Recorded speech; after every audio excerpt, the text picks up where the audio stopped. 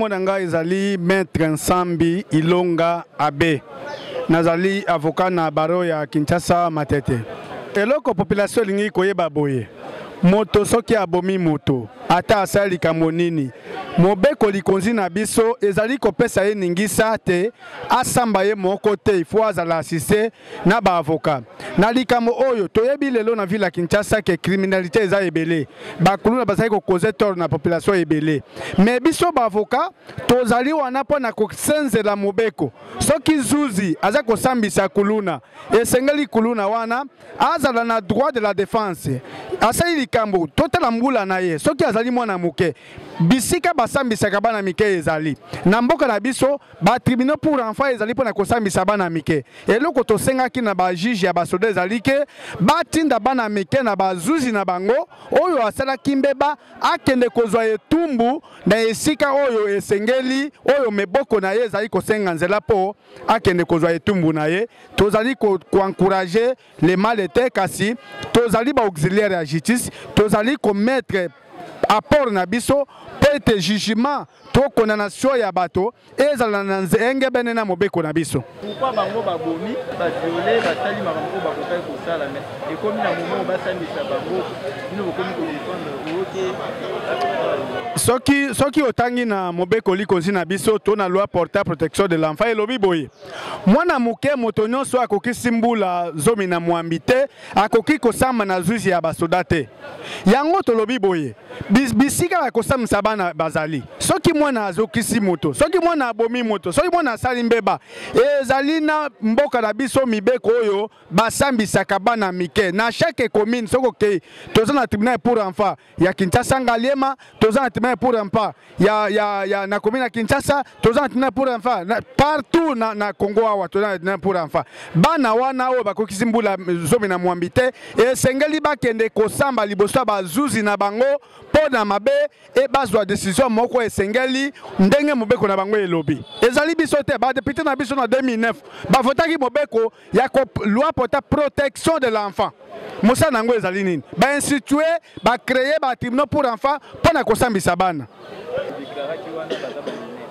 soki sikoyo batindi bango na tribunal na bango par exemple ke babomaki mo na tribunal na bango to bosambisa bako condamner bango kaka ndenge bakondanaka mokolo to bango baza na condamnation mususu kwa zamona soki otangi na article 113 ya loi portant protection de l'enfant puna mobeko wana ezali kopesa etumbo nini okopesa na mwana soki mwana asali mbeba parmi bitumbo oyo article 113 epesi bakoki kotia ye na centre na famille d'accueil bakoki kotia ye na maison d'encadrement bakotia ye na esika moko ya sociale pona rééducation ya mwana wana kasi mobeko elobi boye balobi zuzi oyo akosambisa bana bitumu na bango ezali prévu na mobeko. Mais cela n'empêche pas que mwana wana akosambisa bakosambisa ye engebene na mobeko ya bana bakoki kosambisa mwana muke engebene na mobeko ya basoda te to mobeko ya mikolo te bandeko naza koyebisa bino boye biso tozali ba avocat mosala na biso ezali yango wana soki pe biso toye koasise bakuluna wana te tantôt puisque bagensi sera présumé innocent l'état peut akosambisa bango te puisque po aba asamba na etumbo oyo baza kolandela bango ya terrorisme il fallait kaka ba avocat bazala soki lelo ba avocat baza te moi pe bato wana basamba ezali te tozali ko faire respecter kaka mobeko na biso mais boza na c'était que ba avocat bazali ba avocat du diable te biso to soudela mabete kasi tozali wana pona ko batela mobeko kotala ete mobeko etosama ezala appliqué na ndenge esengeli nde poso na biso yango wana kombo na ngai maître dikolo tonton nalingaki na bakisa élément moko na mae oyo ndeko auti koloba soki lelo 85 détenus oyo bazalaki représenté te eza na ba innocent oyo baza na kati na bandi yo moko outi kolanda procès awa mwana sirage azalaki na kati oyo asalaki eloko moko te kasi la police eyaki pe elokotaki ye elingaki ezala mabe makasi mwana sirage ya lolenge wana akoka kozwa etumbu ya liwa mpona kaka bakangi ye na vagabondage na yango pona ko éviter ba dérapage wana nde esengeli ete malgré bazali bakuluna il faut bazala na ba avocat pona koka ko défendre ba oyo baza ba innocent to tcha bango pembeni ba oyo bazali ba auteur ya bambeba pe ba makambu oyo bazali ko reprocher bango bakoka kozwa etumbu. Merci monsieur le journaliste, maître Cédric Bobé, avocat au barreau du Congo central. C'est vrai que dans la collectif, il y a défense, il y a Batou qui a prétendu Kuluna. L'autre baptisé Boye. Biso nyonso na tribunal, na biso, na ministère public, boussole na biso zamibeko. Nous avons Kuluna na elongité, nous avons Kuluna te pour la quartier à Vandaka, mais nous avons Kuluna na ba acte aux opposés. Et aujourd'hui, si ça s'avère que Batou Moussous au Bakangaki et qu'ils étaient pris la main dans les sacs, je sais c'est ça Moussa Lango. Mais seulement qu'on en est Batou va-été juste pour plaire certaines personnes. Non. Voilà si qu'on doit rendre un peu notre état, notre droit faible. Et que donc, on est là pour assurer la défense parce que nous, avocats, c'est nous qui fécondons la justice. Nous sommes les partenaires privilégiés de la justice. Sans avocats, on aurait même des jugements uniques.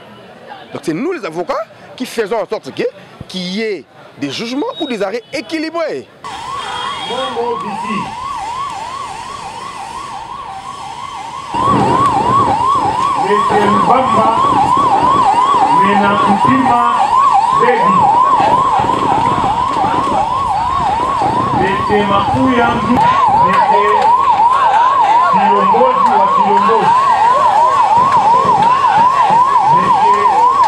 Tekele Philippe Sadrak.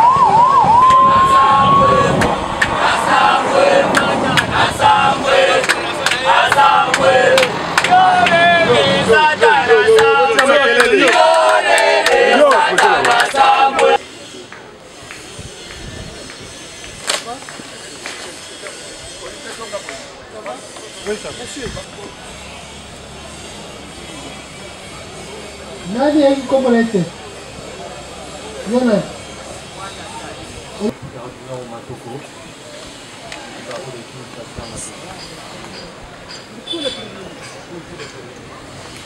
Maître Doni Kingoui, barreau de Kinshasa Maté, pour tous les premiers. Maître Fabrice Chibouli, avocat au barreau de Kinshasa Maté. Maître Bobé Gangala, avocat au barreau du Congo central, pour tous les premiers. Maître Joël Boni Yekamo, avocat pour la cour d'appel de Maïndoune, pour tous les premiers. Maître Michael Zouka, avocat au barreau de Kinshasa Maté, pour le compte de tous les premiers. Maître Colonel Djenja, avocat du barreau de pour tous les premiers.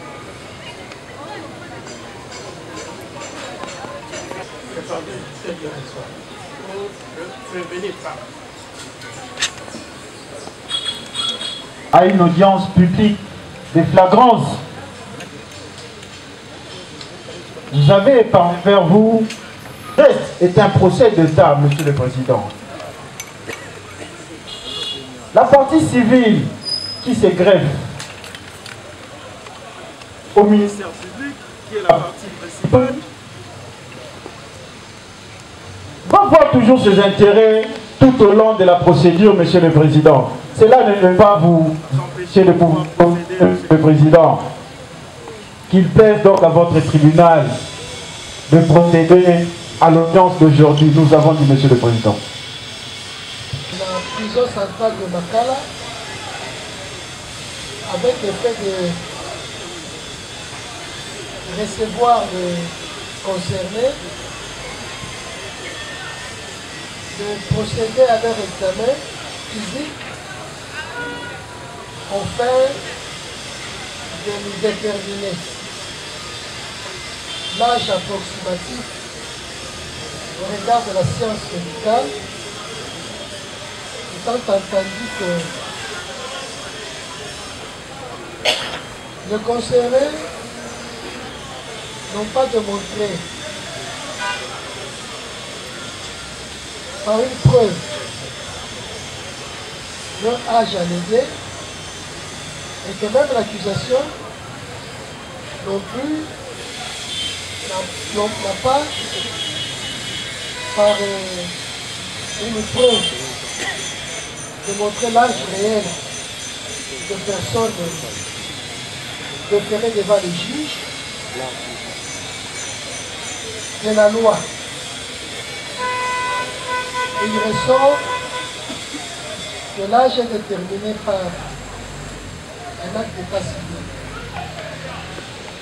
qui paraît réclamer le fiscal. Parce qu'il n'y a pas d'acte d'état civil qui devait arriver de celui qui a l'acte de fait, partant du principe attori in cumbit probatio et son corollaire reus l'expiendo tout acte. Le tribunal a estimé que le rapport d'expertise médicale pouvait être une preuve pour démontrer l'approximatif de l'âge concerné. Cela étant, en attendant que le médecin ne procède à cette expertise, compte tenu de la célérité qui caractérise la procédure, nous avons estimé joindre cette question au fond, mais mettre de côté les concernés, les 17. Nous allons procéder à l'instruction des autres qui sont supposés être majeurs. Les 17, nous évoluerons avec eux lorsque le médecin procédera à l'expertise, qu'il déterminera qui sont ceux qui sont mineurs et qui sont ceux qui sont supposés être majeurs. Cela nous permettra, n'est-ce pas, d'éviter cette affaire. Alonda, Kilingana, Kenayaku,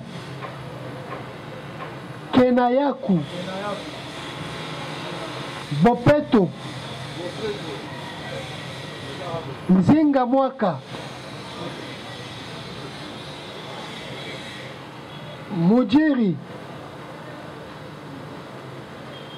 Bondo, Yula, Kasinde, Mayele Mimi, Mayele,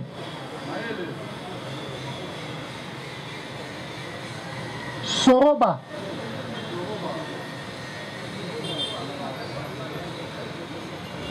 Nkoiluya, Nkoiluya,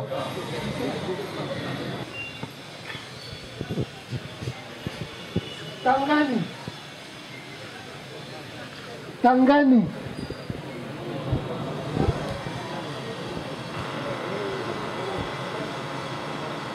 Litia, Litia Ngongo, Litia,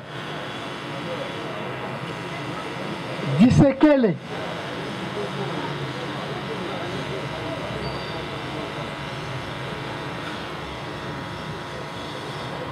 Ntimba Ndombasi,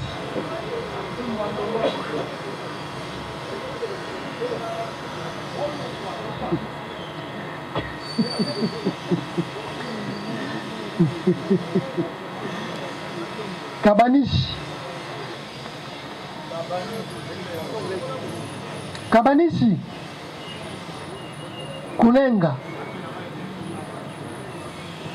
Ça va.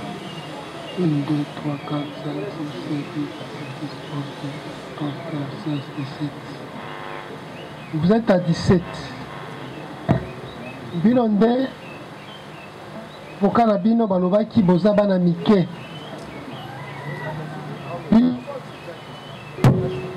Tobotaki Bino te, Tokotia pe tembete. Makambo tozosala, musala na biso, etambolaka na mobeko na preuve oyo bolobaka na kisasa épreuve yango tokomaki mukanda ganga po akutana na bino asala pe musala ndenge ye atangelaki yango apesa biso yano soki ya solo to lokuta moko na moko aza mwana muke to aza mukolo mukolo ebandi na 18 ans mwana muke ekiti soki oza muke c'est-à-dire oza moins de 18 ans mobeko epelisi biso kosambisa bino okozala na zuzi na bino kasi soki oza mokolo munganga alobi yo mpenza ndenge asali bakilakila na ye oza mokolo okosamba kasi bino bokoampeshe biso tosala mosala te tokotia bino pembeni po tosambisa bamosusu oyo baza na makoki ya kosamba liboso na bazuzi ya mikolo toyokani. Commandant police d'audience, faites-les entrer dans un véhicule de la police et très rapidement. Vous les séparez de nous. En colonne par un et sous la sécurité. Botambola, lokola basoda batambola ka. Aïs, aïs, aïs. Bakota la mutuka.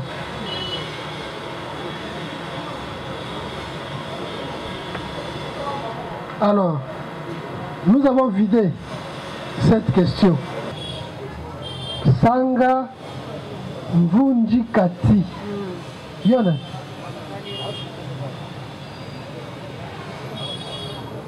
Comment ndako? Vous avez quitté mon bosso. Il y a pas de victime. Et ça combo. Micro est à yo. Tout ça là le bosso micro. Valérie Kitoko. Ok.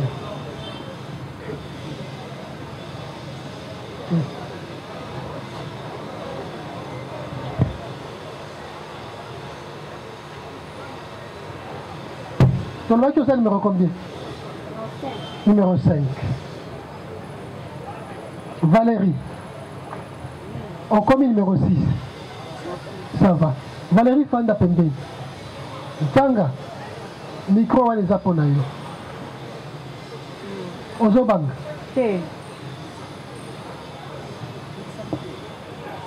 Adresse au Pesaki na Musta Pembeni.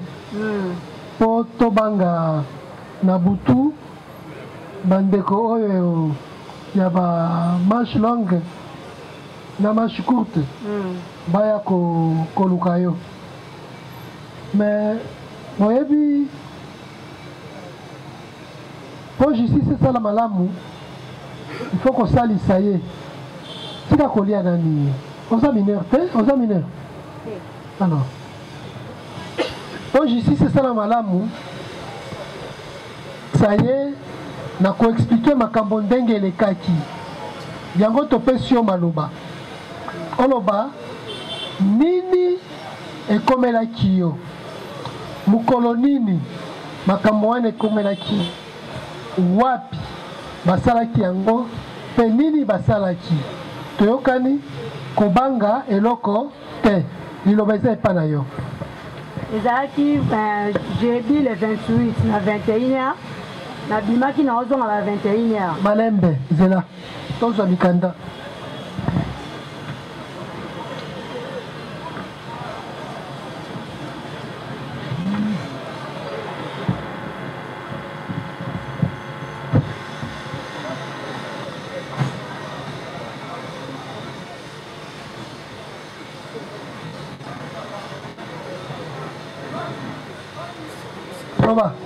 ezalaki le 28 jeudi nabimaki na ozonga nakutani na dilem to nafundaki kutani na ndia totani mpe mbote naleki na nga na mati ndako nakomi na se mpo nakoma na lipango na biso nayoki moto akangi nga na kingo wapi na kota ya lalu na se kuna kote ya lalu kota présidence nayoki moto akangi nga na kingo na baluki boye namoni elongi na ye nalobi olobi nini olingi nini bimisa biloko oyo oza nango nayebisi naza na eloko te bimisa biloko oza yango oza na biloko bimisa nazwi telefone akangi kaka na kingo nazwi telefone napesi ye nazwi 35 000 napesi ye atulinga bongo na sac otika ninga meteka na parfum na chargeur bipesa ngango na bi chargeur na parfum na pesi na je sikoyo odazi bilo zaki na posa olingi nini tikanga na kenge osoki mutake koyiba ndaka mutu bamone elongi na ye batikaka mutale mutana basala nini babomaka ye nga bisuko yo lingo boma nga alobi nyongo mone elongi na afuna bomo ya tika yo eza te yesko abambinga na se avandelinga likola toyo nayataki chemise moko ya foulard ezalaki na kitambala azwi kitambala nango nde akanginga na monoko akoti na nga lupango ezalaki isole bakoko monde bazala wana mibale bavandaka wana ayebisi nga nde eza bongo nazoviole oyo awa nga nalobi te nazozwi biloko tika ngai nakende alobi te na otika o te nde deja omonaka elongi na ngai okobika su te mpo okufa nde siko navandi akangi ngai singa na nzete moko ezalaki wana ya bambu ayebisi nga ndenge eza boye lelo osambi alosamba suka ozokufa eza lelo jour na yo atiki nga wana ti tokomba 23h akei koluka place asali akende oviole nga bongo aboma nga nde siko aye kozonga nga nayebisi elongo yanga eloko okangi nga na mono nde nakomi koflate nalobi balingaka mpe mwasi na makasi te yoko olobi ke nga natika kona kende kolinga mibale mosusu libanda balingaka mwasi na force te soko oza na posa na ngai komema nga na zamba te mema nga na ndako na yo mpo oza na ndako okoki kolala nga na zamba te mema nga na ndako na yo desiko na flate bongo aboya ekuta ofunda nga nalobi te nafundisa biso mbe mutu amoni biso aza te nga na bombo epesa nini bomba ngai desiko aye kondima etokoki pene mpo bango badusola pa na biso etokomi na lupango nde nabeleli mama bimi bali baboma ngai nde amoni elonga mama ebimi akimi banda wana jeli wana grand frère azoluka ti lendi esemaine oyo toti osilisa nde sikoyo aye komona ye na magasin grand frère epa avandi azeli ye abuli esisi kobula ba 20h abandi koya makolo grand frère epa azoya nde sima bakomi na kaluka na luye esika bateka bawisi bagene nde siko alingi avanda na mpasi oyo bagene amela grand frère nanga payasa ye nini kangi ye tomemena na présidence tosobika mpo totikaki plainte kuna totikaki su na présidence totikaki plainte mapese mibale nde siko bakangelaki ye boye yango tomemaki ye mpa tosobika na kaluka azalaki ye moko oyebi ye nayebi aza awa azali eske okoki yaka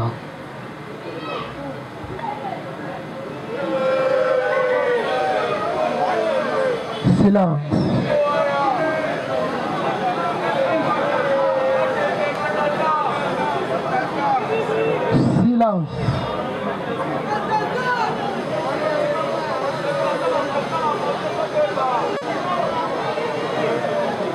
Mboko comment on est? Monsieur Ngufu, Chitumana Ngufu. Comment on est? Chitumana Ngufu. Ngufu? Oui.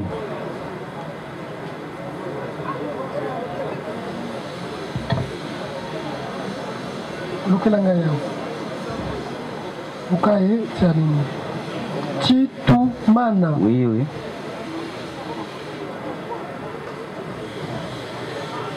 Ngufu. Oui, président. Oui. Gilet. Oui. Osala kamsani. Ara sévère. Yani. Ababis. Bakangi wapi? Bakanga inga na quartier 3. Ya Kaluka. Oui, oui. Pour salini. Pour accusation. Accusation. Oui. Nani mutu akizaki? Madame Katim Takizinga. Oui, bien. Oui. Oui, Barak. Oui, Bani. Vous avez un master? Non, pas master, hein? Oui, bien, Dani.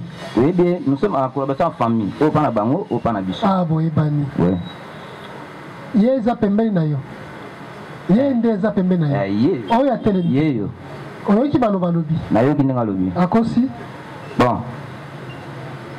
On a koloba, monsieur le président. Na ningina loba boye. Loba? Na oyo ye alobi. Kotuna ye. Na date oyo apesi tokutana ye nanga esika nini. Malembe. Attends. Azol ba monsieur le président. Malembe.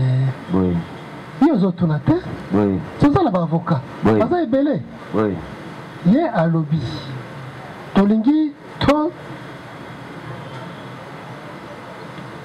limbola yango na mukuse. Oui. Le 28 novembre 2024 na 21h na Lalou okangi catch au botolier téléphone au botolier 35 000 francs au botolier parfum au botolier chargeur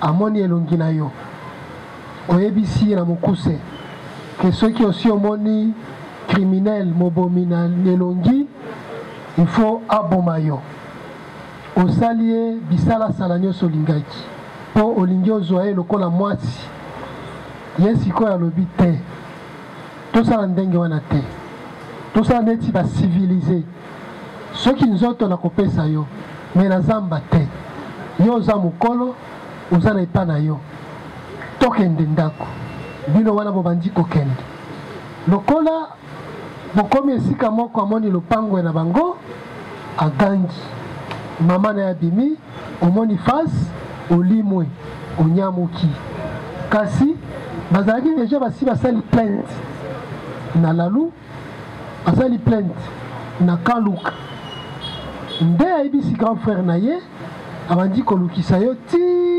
na ndenge amoni ndenge ozobeta mwa chweke asotele yo bakangi yo suka wana olingi otunani soki akosi olobi akosi oui akosi non.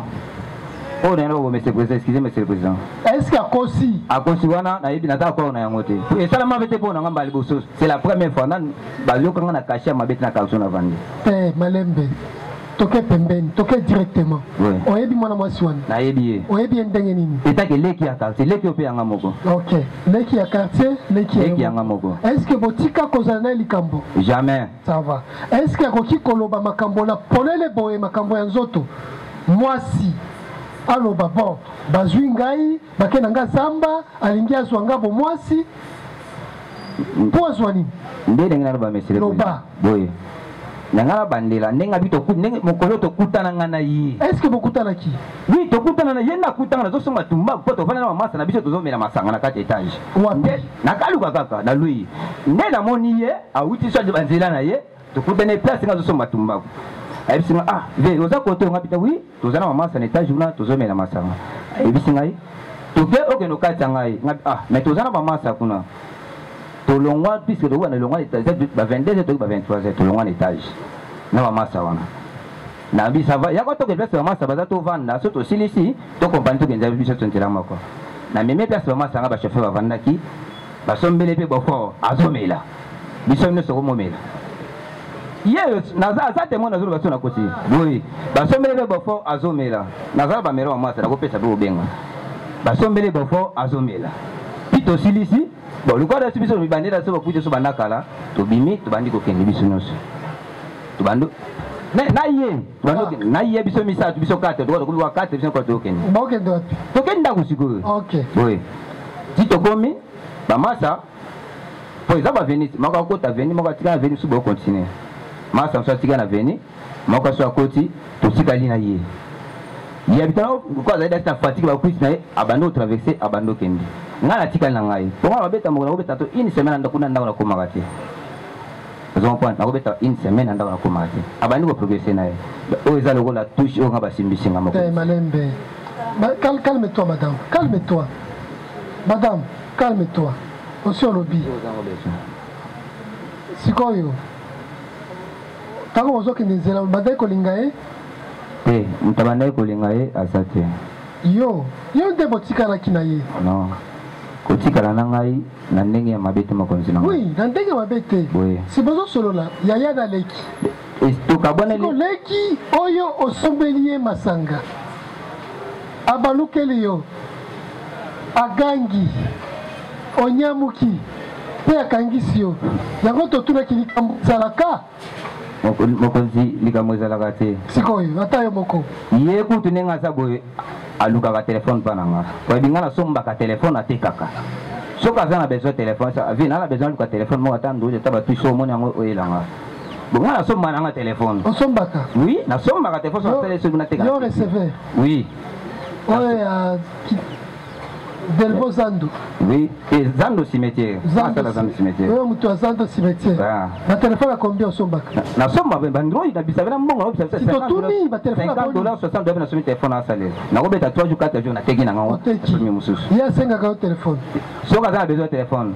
Ai tra vena zo luka téléphone. So mon chombo, ata ba touche bien Android o ila ngai. OK. Ye. Bakama téléphone ko na tasima. Mais makambo ya kokutana na ye. On reconnaît que besoin qui na ye. Vous connaissez la zone au Bawana? Oui, na zone 21. Oui. Et si Kanobi Wana? Oui. OK. Mais pour na. Koyo on dit maki fonani. Na ki maki te mokonzi.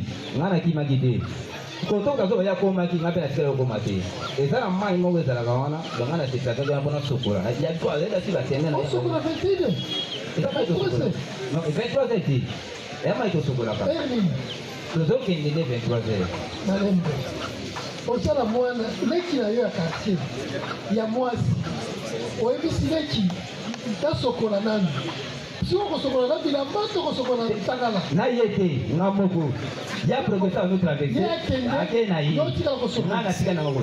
Il y a progressé à qui? Il y a un refus de problème.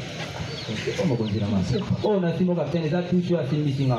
Na je naza inosa tufe na bilo mogoto. OK, ça va. Tout ça pembe. Tout ça pembe. C'est le beauté, c'est les passants qui payent ma bé. Ça le bien tika emba c'est ça kuta na ngande yako boma ngai. To ma bito kunake na musa église ne ba 5 heures kuta na mama ko boma e. Là c'est pas adon asine pelle absibi peine passant qui payent ma bé lo ka sali. OK, ça va. Balembe. Azalaki na eloko ni na maboko munduki na mbeli na poche alale linga bina ko boma yo ko bouger te ko bouger na ko boma yo basoda likolo si ba ya ko sa ba kete sika mona basinga kanga ngai ba mona sika bimelaka ngato kutana na lui ya tikali na ye kana bika sa nya tikali nde na zozonga sombela bana ba bude loko pona bimaka na ye la bana ebika ka ye atikalaki na kompanda bimela ko tsaka kanga na kingo soki na mona ke lo mete pona sa ile kimtema mabe. Pour ça la permet. Zoa micro wana. Titomana. Réaction à yo. Donc, nazo comprendre té, ngabike nambeli, nabimisi le nambeli. Ça va, tribunal yoki. Ah. C'est le président. Hein? Bakanga ki ondeni. Na uti musala na silisi. Na yego vana ma persona mela tamo loko na ngai. Le na moni ba bimbi ngaka mbala mo grand frère ba masa yetu ba lingi ngambala mo. Ata yo moko. Ozomi tunate. Ozomi tunate. Osali eloko te. Ba masa ka moko boya mibali ba sotele yo. Bala moko ekomi ko samba tribunal. Ko sena kizeso le kina ina kizekina. Ça va. Le yaya na muto kanga. Oui oui, président. Ça va.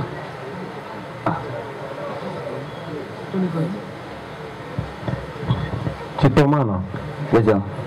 Est-ce que vous confirmez qu'il y a solo dans la bonne relation na monamation? Oui, à bonne relation. Même les calctions en avant, na caché mon coin ma bête na calctions en avant diwana. Vous croyez que ce tribunal que au Senga Kata Biloko a collé à PAPC? Et c'est le président Biloko au les habilés, et salité. Ah si après ça Biloko a collé au lieu. Ndete loko ni na zola mangana sengi. OK.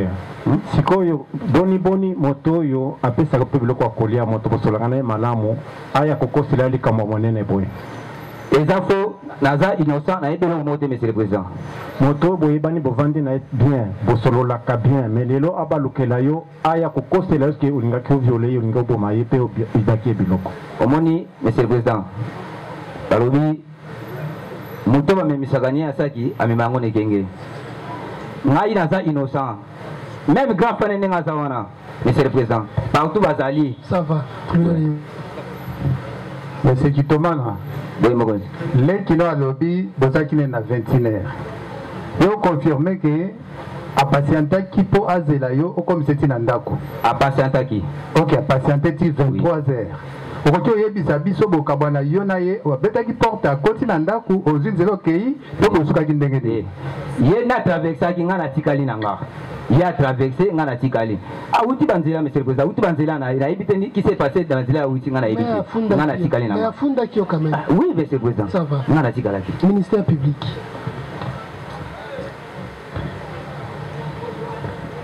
Merci beaucoup monsieur le président. Est-ce que vous pouvez confirmer ou soit confirmer à tribunal que vous avez bandé Kobilé Mbale? Papa, vous avez bandé Ngana. bozana kindeko ya ndenge nini noko to nani koko na banga mwasi na koko na bisa mwasi baza bandi koko na ata moko ya mama différent.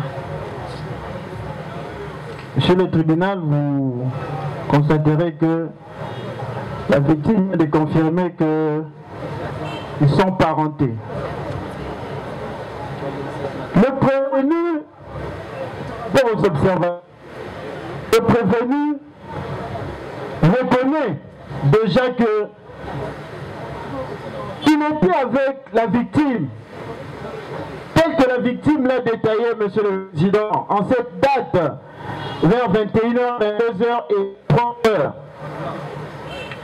Bien avant, il a essayé d'abord de faire le tribunal en disant que Ayebite, Ayeb Makambo, Bakosi, Monsieur le Président.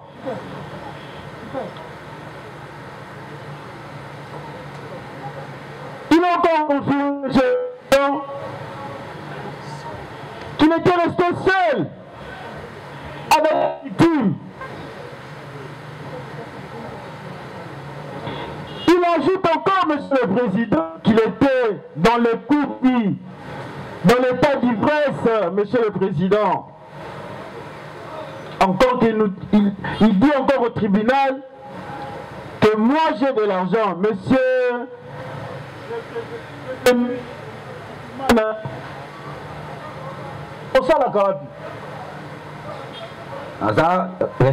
Receveur. Oui. Mbongo gagnaka par jour, ça combien? Abimaba 50 000, 60 000 par jour. 50 000, 60 000. Oui. En famille? Famille Zali. Ya Sinayo Nabana? Oui. On peut s'en avoir mbongo combien? Bon. Ngai, à part 10 000 francs à l'ongola, nous sommes tika madame Atika la. Madame Atika la. Oui. Mais c'est un qui change de téléphone après un jour, 2 jours, de téléphone de soi. C'est $10, Monsieur le Président. C'est dans ses habitudes. Où est-ce qu'il prend ses téléphones avec ses revenus? Le ministère public constate avec le tribunal ensemble. Monsieur le Président, il dit encore que vers ces heures-là, il avait envie de se laver. Atikali ne babotillé vers 23h. Le ministère public se pose un peu la question. Vous êtes avec une personne, vous progressez ensemble. Directement, il a progressé. Monsieur le Président, ce sont les éléments. Le greffier est en train d'acter, Monsieur le Président. Le ministère public est sûr et certain. Vous allez constater que la victime connaît très bien son bourreau. La victime connaît très bien son bourreau. C'est quelqu'un même de la famille. Avec leur lien, comme elle venait de détailler, Monsieur le Président. N'eût été certaines manigances ou intelligence cachée de le sortir,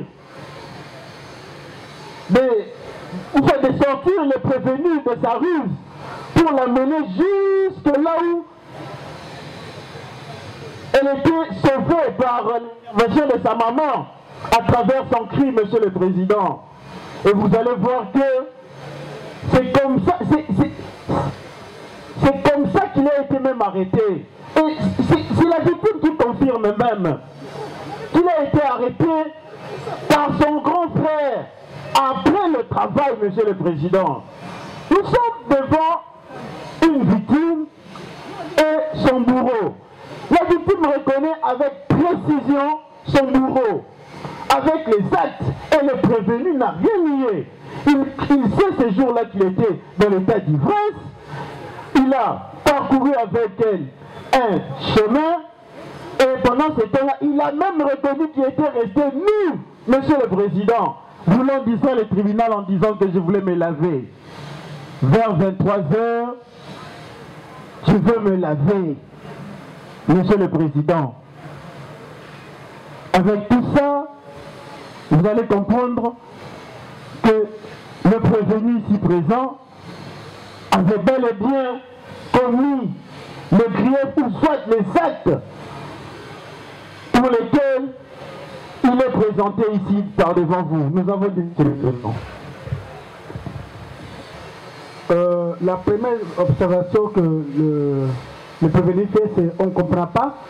Est-ce que le ministère public il est en train de présenter les faits ou nous sommes dans la phase d'instruction où il doit poser des questions et le prévenu et la défense répondent. Puisque en prenant la parole, le ministère public, le prévenu et la défense n'arrivent pas à saisir la quintessence de son intervention. Puisque nous sommes en phase d'instruction. On pose des questions, le prévenu répond, ça aidera le tribunal à bien comprendre les faits et pour avoir sa position. Mais on ne comprend pas, est-ce qu'il vient de présenter à nouveau les faits ou bien il vient faire une présentation ou une question à poser au prévenu. Merci. Deuxième intervention. Oui, merci beaucoup, Monsieur le Président. Je voudrais effectivement abonder dans ce sens-là. Vous et nous sommes d'accord qu'il y a célérité dans la présente cause, pas s'il y a flagrance. Mais avec cette façon de procéder, nous nous rendons à l'évidence qu'on peut aller jusqu'à 1 mois, 2 mois, 3 mois, dénaturant ainsi ce procès de son caractère de flagrance. Parce que si le ministère public doit avoir la même attitude pour les 95 prévenus qui restent, vous comprenez avec nous qu'on ne saura pas avancer. Merci. Nous sommes pendant l'instruction. L'obligation incombe à toutes les parties, ministère public comme partie au procès, et nous qui sommes de la défense, de faire poser juste des questions et nous permettre d'avancer. Ça nous permettra de gagner en temps. Merci. Voilà. Merci, Monsieur le Président. Nous avons des questions à faire poser. Allez-y. Monsieur le Président, par le biais de l'audience tribunal posé à la victime ici devant vous, est-ce que lorsque le prévenu part devant votre audience tribunal, était en train de l'amener, était-elle attachée? Ok. Nani, 25. Kolandela bangote. Zo micro wana. Tango bozo kende. Mais vous avez suivi. Vous avez suivi ces explications lorsqu'elle a narré les faits.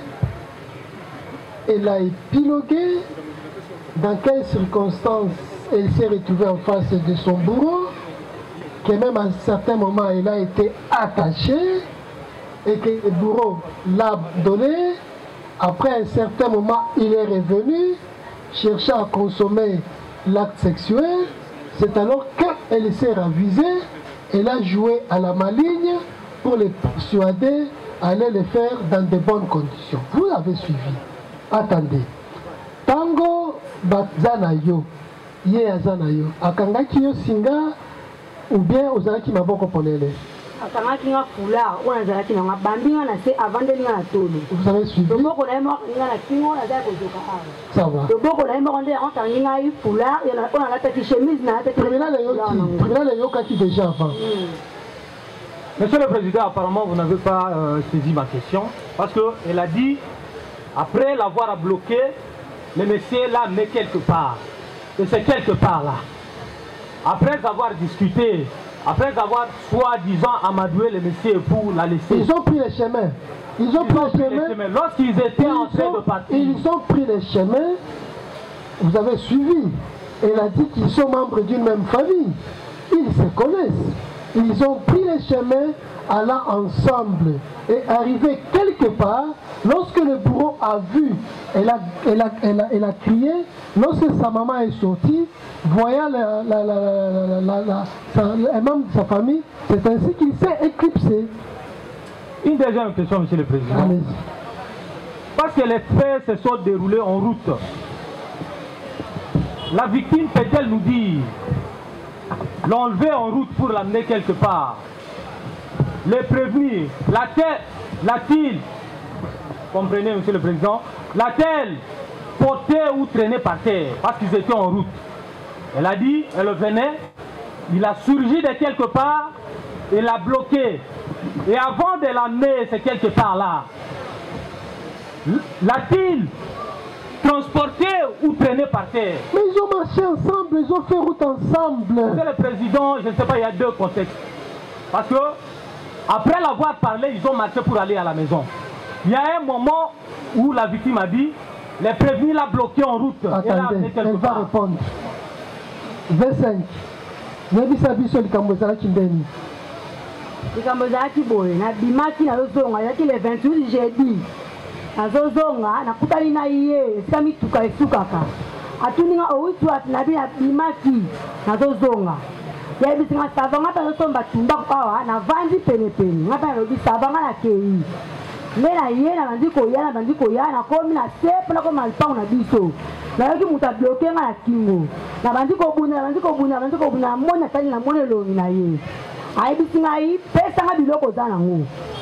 Nga nayebisi ye, naza na eloko te. Bikisa vino, soko pesi nga te na koboma yo. Nabimisi telefone na poche ya pantalon na pesi ye. Nabimisi 35 000 na poche na pesi ye. Atenga bongo na sako otikali na nini. Monsieur, Yaka. Kuna.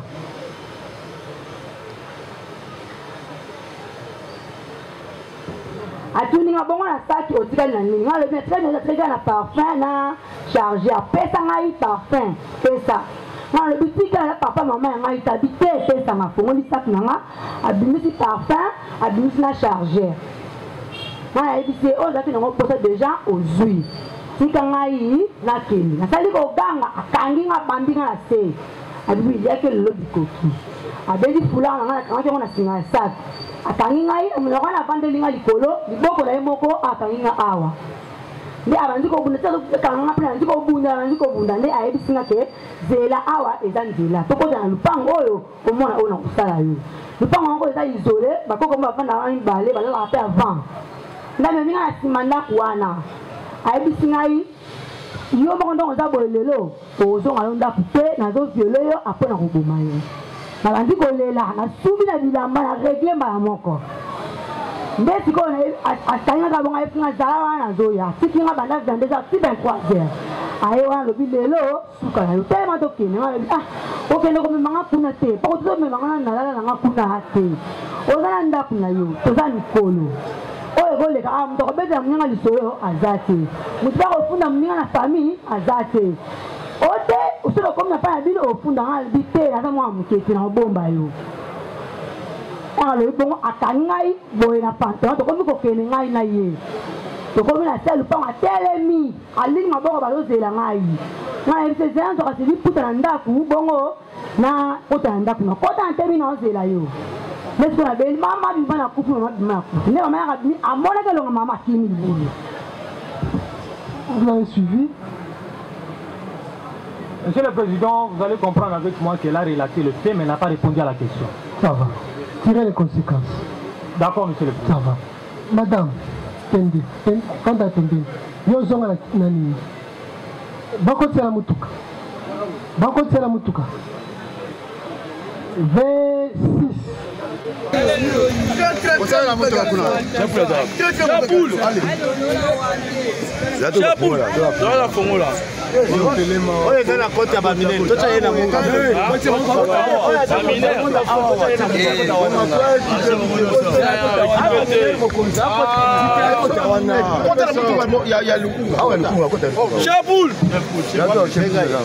Benga chepuli ya le bureau de beaucoup na ndenge c'est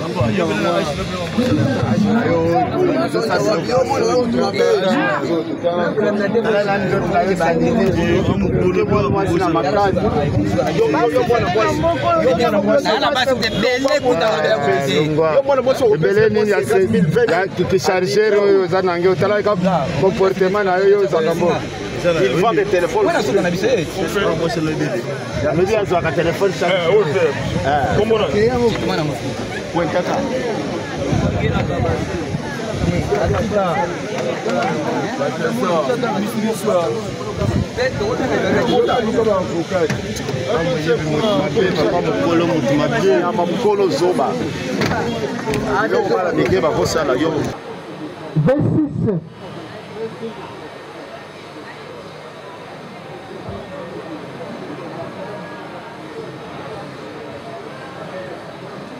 Monsieur, dites-moi, monsieur. Kitoko. Ah,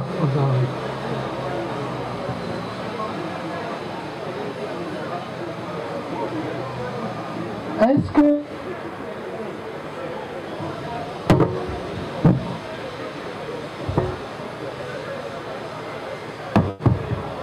Yebisa tribunal nini makambo ekomelaki yo wapi mokolo nini basalaki nini? Joie courage. ngai nayi kolanda mwana oyo po bayebanaki na mwana na chantier kosala na chantier esili bapanzani ye mpe aza mwana kaluka biso mpe toza bana kaluka esali mikolo ebele toyebi mpe te donc justement tomonaka ye le même jour na zeni ere amoni mwana ayesi mwana bi ah ngai nde naza boye nazobanga komata na likolo po basoda bakokanga nga ere oyo patrouille donc kokomata te nazobanga basoda ya alobi sava problème eza te mpo na ere oyo lala mpo na lelo lodota nini okende aya tuninga bite so aza mwana mabe te bombai na ndako chambre na bino alala nde kolala oyo biso tolalisaka ye na ndako nde ezaki problème vers 4 heures ye abimai na ndako moto ya liboso azwi telefone na ngai infinite mwana bande kocharge na chambre aye kozwa 12 000 francs azwi na lipapa ya sika epuis akei na ye lokwa toyebi ye te toyebi pa adresse na ye te mwana monanaka na ye ka na chantier totikaki ka justice ya nzambe esala après 4 mois oyo tona nango eza 5e mois ye mwana auti chantier na bolikango azoya akomi juste na veni mosaka na direction ya wenza bombombo quartier 3 e quartier 4 amoni ye liboso lipango na bango ya tuni o yo ozaka koto oyo pesa ngai telefone ya mama ya binga nazo biloko na bino te mpo na nini ozosenganga biloko na bino nga nazaki nazo biloko na bino te mwana bipesa biloko na biso nde azwi abeti mwana likofi babandi kobunda bango baye na mwana babandi kobunda wana ye lokola azalaki na bakamarade nde bakangi mwana bakati ye pota même preuve eza awa na telefone bakati mwana pota nde mardi na ntongo toye bakangi ye nde toyaki na ye na seta tosobika nde na nde batindi biso awa. Est-ce que oyebi ye? Te nayebi ye te. Mwana ngo koyeba ye awa? Azali awa. Yaka na ye na tanga mutu wana nakisa ye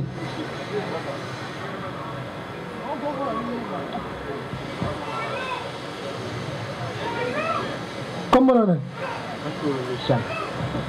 Kasongo Nzazi. Olobi? Kasongo Nzazi. Kasongo Nzazi.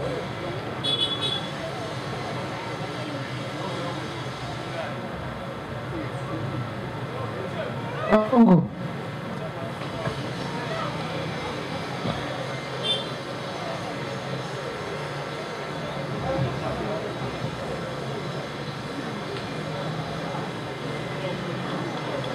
Zonga mama, tele mama. Kasongo. Ya. Osala kamsani. Garnisser. Olobi? Garnisser. Oza garnisser. Organisa kani? Sa bakiti. Bakiti. Oza menuisier. Menuisier. Ok. Ofandi wapi? Afandi na Kaluka. Kaluka. Oh. Kitoko oyebi ye? Nayebi. Oyebi ye ndenge nini? Aza mère ya Masananga. Olobi? Aza mère ya Masananga. Mère ya Masananga yo. Masananga pe aza awa? Aza te. Aza te. Masananga kombo nani? Carlos. Olobi? Carlos. Carlos nani? Igoma mbo ni na biti abiga Carlos. Oyebi ka Carlos? Ça va. Mama alobi ayambaki yo na ndako na ye. Eza ya solo? Ya ayambanga te frère. Mama alobi na boyambi na ye ozwi ye telefone na butu. Oh alobi ana eza bongo. 12 000 francs mapapa. Kasi tango okei mokolo baye komona yo na bana na ye obambi bango na machine bilili ta olobi ya alobi wana mpona wana nayebi yango te papa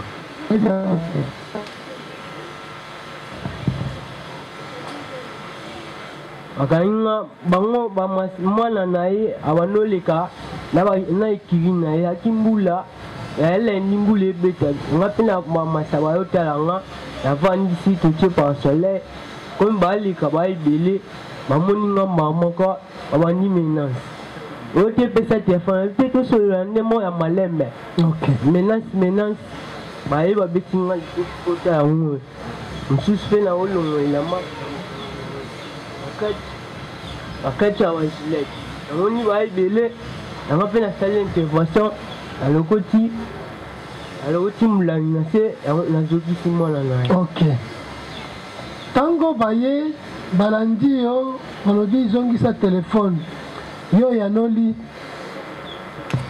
mpona nini malembe ya papa master pesa telefone ya mama obi malembe senga malembe elingi koloba nini aye asenginga telefone te masa toa mibali tosolola na nde moko ya malembe yango wana nte koloba nini so bango bayele na nde moko ya presse ya mbangu bawandi obetanga papa olobi ezalaki écurie bango écurie nini te aba écurie tolata bilamba banego euti na monoko na yo écurie bango bazalaki écurie nini babengako Crips Mula olobi Crips Mula ok ya kobunda te ya nini bato balata bilamba badesigner ok ça va ebongo écurie na bino nini biso ya Mula design olobi Mula design écurie Mula design nde bobundi wana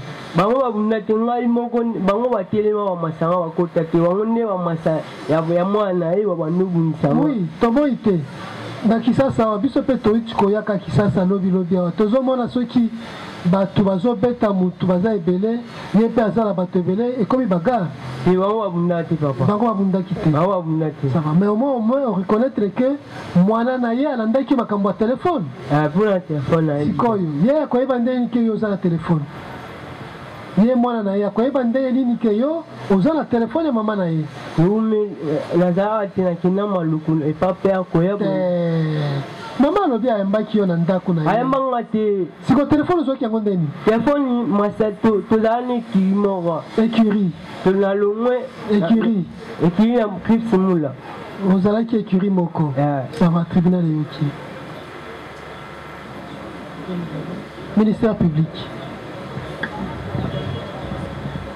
Merci beaucoup, Monsieur le Président. Une fois de plus, il parle tantôt de Mula Design. Donc, il veut distraire le tribunal pour dire que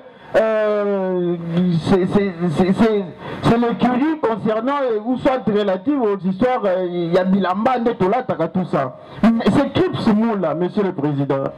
Et il a reconnu qu'il était accompagné de ses amis.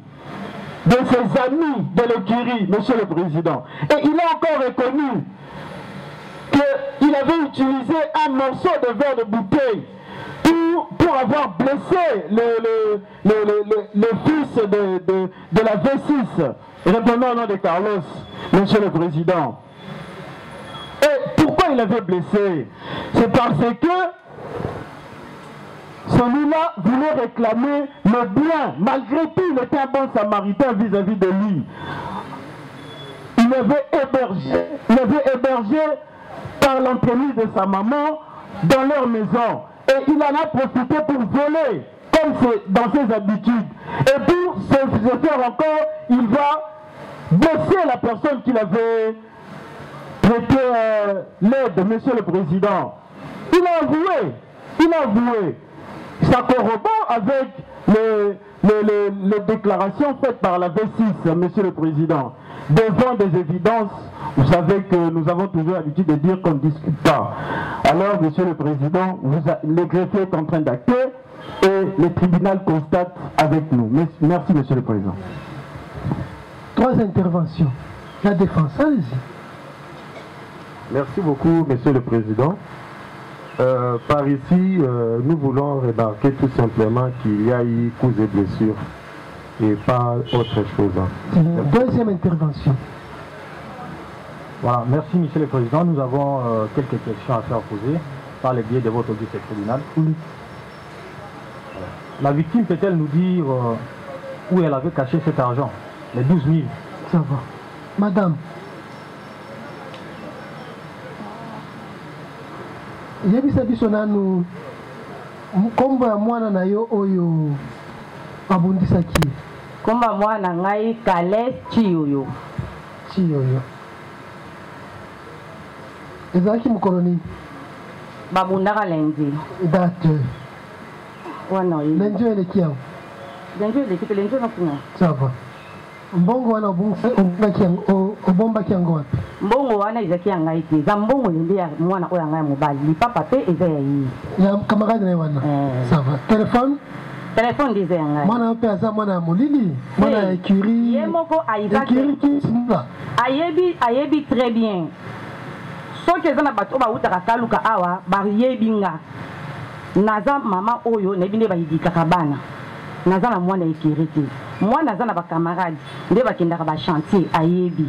Mais naza na mwana oyo atambolaka na ndenge molili te. Ça va. L'argent c'est l'argent de son ami qui l'a blessé. Ça va. Merci maman. Allez-y. Une deuxième question, Monsieur le Président. À la victime toujours. Oui, à la victime. Avait-elle surpris les prévenus en train de prendre l'argent ou elle a constaté juste après son départ? De l'argent. Ouais. Madame, au moment qui a zoïba ou bien au moment qui a constaté qu'un bon et bongi. Eh, elle y a qui, moi na a se lamenté. Elle a dit oui téléphone là. Elle dit maman, moi na nenga bimi awa. Na biloko da téléphone na yo na 12 000 francs na li papa akenango. Donc moi na ndé bisakio. Ça va. Ndé na yebisi. Et si lui, c'est de son enfant qu'il a appris la prise.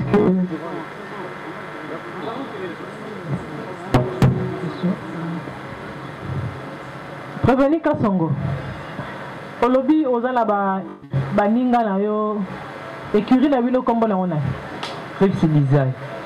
Na okoki kotangela biso soki baza na kati a ye a bazate mona a ozaka yo moko baza mama e bongo écurie ya bana ya baninga na ata moko azala azate. Merci. Kendo fan. Merci madame. Boko tsela kati ya mutuka. Akota la mutuka.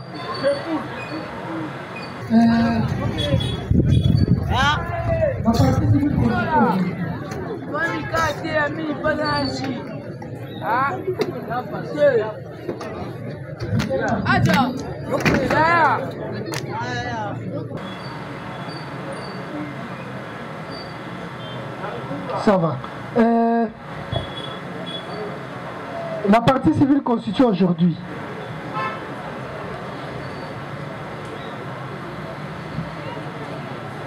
C'est quelle partie civile? Mademoiselle Chilembe Ngoy Moulondo Carmel. Est-ce qu'elle est ici? Elle n'est pas ici, justement, Monsieur le Président. On était en train d'attendre seulement que vous puissiez nous appeler pour que nous puissions également vous demander, parce que la cliente, la victime, est en train de soutenir, en fait, elle défend aujourd'hui. Elle défend aujourd'hui. Alors, on a pris langue avec elle au téléphone. Elle nous a dit que ce sera difficile pour elle de venir aujourd'hui. Alors, c'est pour cela que nous voulons, si votre tribunal va accorder une remise, nous allons... En ce qui la concerne, nous pouvons attendre sa présence pour identifier le bourreau. Exactement, monsieur. Merci. C'était ça notre souci. Ça va. Merci beaucoup. Parce qu'il n'y a plus de victimes, nous allons évoluer maintenant prévenu par prévenu. Yéli.